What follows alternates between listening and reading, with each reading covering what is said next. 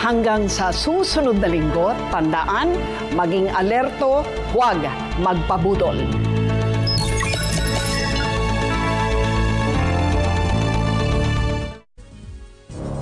Una sa lahat, sa pulsa video ang mga binatilyong naglalaro sa escalator sa isang mall. Maya-maya, ang isa sumampa sa railings at biglang nahulog. Bumagsak siya sa sumunod na palapag. Ang sinapit ng lalaki at ang iba pang detalye ng aksidenteng yan, abangan maya-maya lang.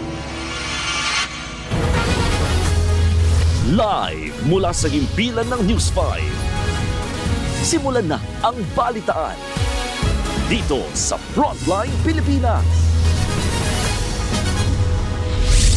Magandang gabi, Pilipinas.